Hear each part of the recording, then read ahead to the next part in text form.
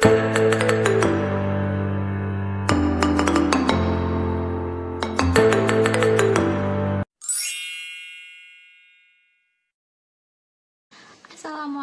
warahmatullahi wabarakatuh. Perkenalkan, nama saya Fitria. Saya dari kelas 2A semester 3. Saya mahasiswi Akbid Prima Husada Bogor.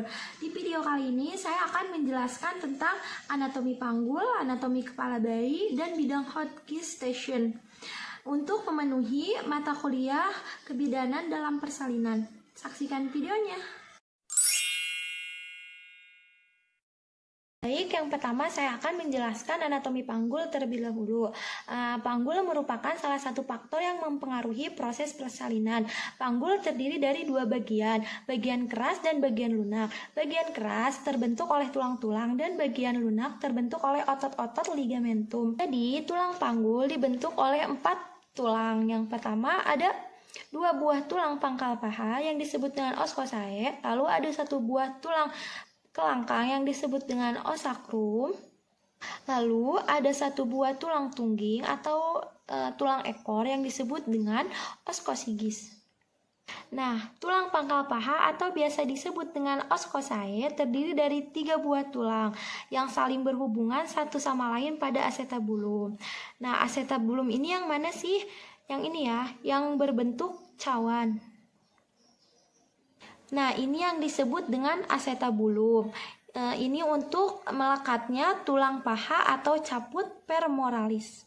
Nah, ketiga buah tulang tersebut, yang pertama ada os ilium yang disebut dengan tulang usus, lalu ada os pubis yang disebut dengan tulang kemaluan, dan di sini ada os ischium yang disebut dengan tulang duduk. Lalu di sini ada os ilium. Di bagian yang menonjol ini disebut dengan spina iliaca anterior superior. Kemudian ada os sacrum atau tulang kelangkang. Tulang ini berbentuk segitiga melebar di atas dan meruncing ke bawah. Tulang ini ada di bagian 2 tulang pangkal paha ini. Lalu di sini ada tulang os coccygeus atau tulang tungging. Jadi, anatomi panggul itu bagian ini namanya sacrum, lalu bagian ini namanya sacroiliac joint, bagian ini namanya anterior superior iliac shin, lalu bagian ini disebutnya acetabulum, dan bagian yang bolong ini disebut dengan obturator foramen, lalu bagian ini disebut dengan subpubis angle, lalu bagian sini namanya symphysis pubis, dan bagian sini namanya ischium.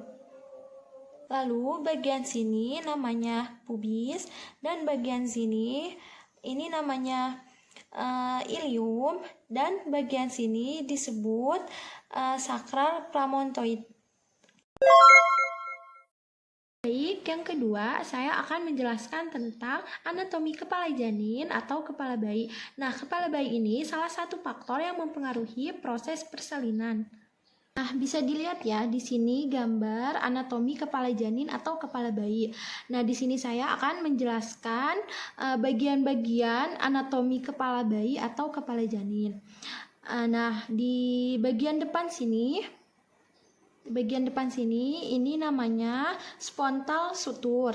Lalu di sebelah sini ini namanya parietal bone, dan bagian tengah atas ini namanya ubun-ubun besar atau frontanel brekma. Lalu di bagian tengah garis ini dinamakan sagittal sutur, dan di sebelah kanannya ini dinamakan parietal bone, dan di sebelah kirinya ini dinamakan parietal bone. Dan di tengah atas belakang ini dinamakan ubun-ubun kecil atau cos frontanel. Lalu yang di belakang sini ini dinamakan lambdoida sutur, dan yang terakhir ini dinamakan occipital bone. Yang ketiga, saya akan menjelaskan tentang bidang Hodge. Bidang Hodge ini digunakan untuk menentukan sampai di mana bagian terendah janin masuk ke dalam persalinan. Bidang host ini ada 4. Nah, di sini bisa dilihat gambar bidang host. Bidang host ini terbagi 4 bagian. Yang pertama, bidang host 1, bidang datar yang melalui bidang sintesis dan promontiur. Bidang ini dibentuk pada lingkaran pintu atas panggul. Lalu bidang host 2, bidang yang sejajar dengan bidang host 1 terletak setinggi bagian bawah simfisis. Bidang host 3, bidang yang sejajar dengan host 1 dan 2 terletak setinggi spina istiadika kanan dan kiri. Lalu yang terakhir, bidang host 4, bidang yang sejajar dengan host 1, 2, dan 3 terletak setinggi oskosigis. Baik, selanjutnya saya di sini akan menjelaskan tentang station. Station merupakan hubungan antara bagian penting bawah presentasi dengan garis imajiner yang ditarik dari spina istiadika. Nah, spina istiadika itu yang ini ya. Station ini merupakan istilah untuk menggambarkan tingkat isensus. Isensus itu adalah turunnya kepala janin di jalan lahir. Nah, di sini ada namanya zero station. Nah, zero station itu berarti kepala bayi atau puncak kepala bayi telah sejajar dengan spina istiadika. Nah, kalau station ini ada di -3, berarti kepala bayi masih mengambang. Lalu apabila sudah sampai di +3, berarti kepala bayi ini sudah crowning atau sudah siap untuk dilahirkan. Station ini berhubungan juga dengan bidang host. Bidang host 1 itu merupakan -5, -4, -3 dari station. Bidang host 2 itu merupakan -3 dan -1 dari station. Kalau bidang host 3 itu berada di zero station atau sejajar dengan spina istiadika. Lalu host 4 itu berada di +4 dan +5 dari station. Baik, terima kasih buat kalian yang sudah menonton video tentang anatomi panggul, anatomi kepala bayi, dan bidang host station. Semoga video saya kali ini bermanfaat untuk kalian yang sudah menonton. Terima kasih. Wassalamualaikum warahmatullahi wabarakatuh.